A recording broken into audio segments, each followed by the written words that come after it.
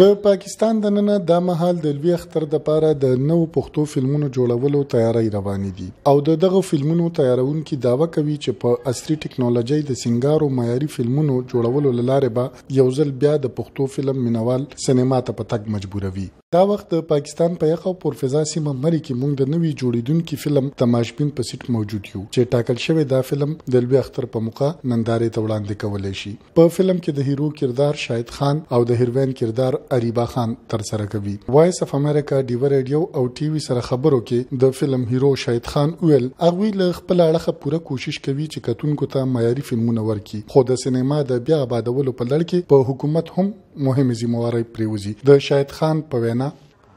خو فلم مطلب دا چې خو اکټرانی خو ډایرکټري خو سکرپټي خو غاني وي نو دا بزنس کوي نو موږ دا فلمونه جوړو خو دې کې بس صرف د حالاتو په وجه موږ ته بریک راځي. نور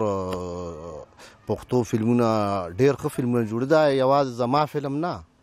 پښتو کې چې څومره فلمونه جوړیږي هغه د هر ډایرکټر وي که د هر اکټر وي نو هر سړی دا کوشش کوي چې زه ښه فلم جوړ کړم نو د پښتو فلم معیار ډېر ښه روان دی. زما خیال دی چې دا حالات داسې ښه پاتې شو نو د پښتو فلم به زما خیال دی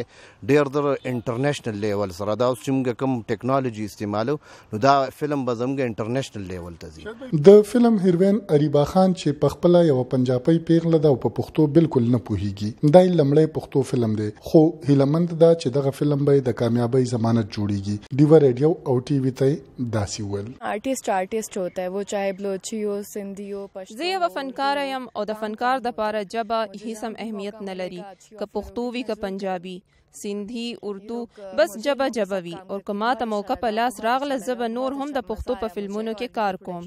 په دې فلم کې زه د سینیر اداکارانو سره کار کوم او هیله لرم چې زه به د دې سینیر اداکارانو نه ډیر څه زده کړم. په فلم تماشبین کې امان خان او شیناز هم مهم کردارونه لوبوي. یو وخت چې دغه دواړو فلم سټارانو په پښتو فلم انډستری راج کړی او د هیرو او هیروین مرکزی کردارونه به تر سره کول خو په نننو فلمونو کې دوی دواړه د مور پلار کردارونه ادا کوي. د هغوی وینا ده چې چېرې په نننی فلم لږ مهنت وشي نو دا هم د پښتو د کلاسیکي فلمونو مقام ته ځان رسولی شي. فلم ټلویزیون سوره د میډیا د کنسرن په دغه باندې سکرپټ باندې که سکرپټ مضبوطی نو پوښه جو خو فلم جوړېږي شي او بهترین لوکیشنز باندې مطلب شوټ کې نو خلکو ته مطلب د چین ملاویږي کوشش کی چې مطلب د ریکوري کو ما یو فلم کولو دا هغه ټایم دا یې زله که خیر غواړم نو ما بعد دا سال چول چې ما ته خلکو حقیقت کې خیر را کړی دی چې بیا خیر لکه واخله دا حقیقت کې څوک فقیر را اوس خو چې وته وی نه جی موږ دا ډرس زم میک اپ زم 25-30 هزار روپے په ډرس اچولې او به پلا به ټانګه چلیندا پیسې کم نه راځي. د وی اندازې مطابق دا وخت د یو معیاري پښتو فلم په جوړولو د 80 لکو نیولې تر 1 کروڑ روپو پورې خرچ راځي خو دغه فلمونه چې کله نندارې ته وړاندې شي نو نه یوازې خپل لګښت پوره کوي بلکې فلم جوړونکو ته هم زړه پورې مدن ورکوي.